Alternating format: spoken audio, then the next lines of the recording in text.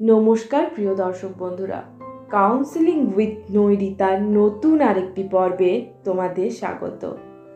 আজ আমরা এমন একটি বিষয় সম্পর্কে কথা বলবো যা প্রতিটি দম্পতি বা কাপলদের প্রভাবিত করে, ম্যারাইটাল কনফ্লিক্ট বা বৈবাহিক সম্পর্কে দ্বন্দ্ব। সত্যি কথা হলো যে মতানৈক্য বা মতবিরোধ যে কোনো সম্পর্কের একটি স্বাভাবিক অংশ, কিন্তু আমরা কিভাবে এই মতবিরোধগুলোকে মোকাবেলা করছি তার উপর একটা বড় প্রভাব পড়ে আমাদের বিবাহিত জীবনে। যদি তোমার মনে হয় যে তোমাদের মতবিরোধগুলো চিৎকার, অশান্তি এবং হতাশায় পরিণত হচ্ছে, তাহলে আজকের ভিডিওটি তোমার জন্যই। এই ভিডিওতে আলোচনা করব কিভাবে এই মতবিরোধগুলোকে কথার মাধ্যমে সমাধান করা যায়, যে কোনো ঝামেলা ছাড়াই।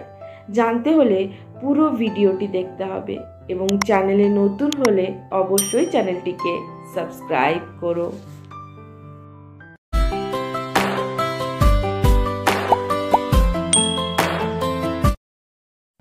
খুব কম সংখ্যক মানুষই আছে যাদের বিবাহিত জীবনে কোনো রকম দ্বন্দ্ব নেই, কিন্তু সব বৈবাহিক জীবনে দ্বন্দ্ব থাকাটা সাধারণ।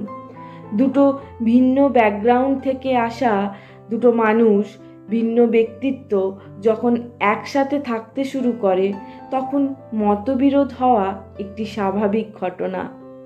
বরং তুমি এর মোকাবিলা কিভাবে করছো এটা গুরুত্বপূর্ণ তোমার সাংসারিক জীবনে। সংঘাত, দ্বন্দ্ব একটি সম্পর্ককে বিচ্ছিন্নতার দিকেই বেশি নিয়ে যায়। তোমাকে এবং তোমার সঙ্গীকেই বেছে নিতে হবে যে কোনো বিবাদের সময় তোমরা একে অপরের সঙ্গে কিভাবে আচরণ করবে। যে কোনো সম্পর্কে কথোপকথন খুব গুরুত্বপূর্ণ, বিশেষ করে যখন মতবিরোধ দেখা দেয়। যখন কনফ্লিক্ট তৈরি হয় সম্পর্কের মধ্যে, তখন অনেক কাপেলই আছে যারা নিজেদের মধ্যে স্বাভাবিক কথাবার্তাটুকু বন্ধ করে দেয়, বাড়ি ছেড়ে চলে যায়। এমনকি অনেকের মধ্যে হাতাহাতিও দেখা যায়। কিন্তু এই প্রতিটি ঘটনা একে অপরের থেকে দূরে নিয়ে যায়। তাই আমাদের ফোকাস করতে হবে শান্ত এবং খোলাখুলি আলোচনার উপর। তোমাদের মধ্যে দ্বন্দ্ব বা বিবাদের সমাধানের জন্য একে অপরের পার্থক্যগুলো জানা খুব দরকার এবং সেগুলো মেনে নেওয়ার পাশাপাশি একটি সামঞ্জস্য রাখাও প্রয়োজন। দ্বন্দ্ব বা কনফ্লিক্ট সমাধান করতে গেলে স্বার্থপরতা ত্যাগ করতে হবে। সবসময় আমি ঠিক এটাকে ত্যাগ করতে হবে। এখানে কে ঠিক বা কে জয়ী তার বিষয় নয়। এমন কিছু মুহূর্ত থাকে যখন একে অপরের কথা বা যুক্তিগুলোকে বোঝার চেষ্টা করা উচিত। কোন বিষয় নিয়ে সমস্যা হচ্ছে সেটার উপর ফোকাস করা উচিত। এই সময় অতীতের ভুল বা অতীতের অন্যান্য জিনিসগুলো টেনে আনা একেবারেই উচিত নয়।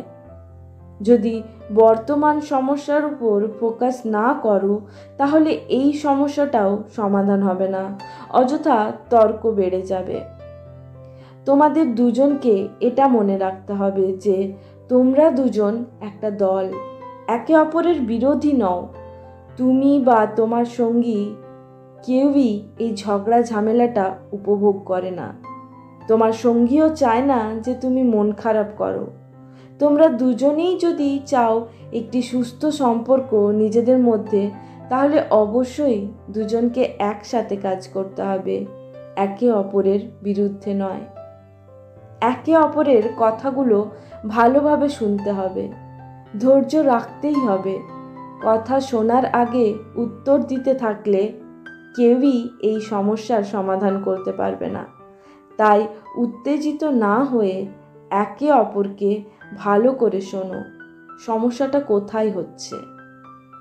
খুব গুরুত্বপূর্ণ একটা ধাপ হচ্ছে যখন তোমার সঙ্গী তোমার সম্পর্কে অভিযোগ করছে, তখন ডিফেন্স না করাটা একটু চাপের।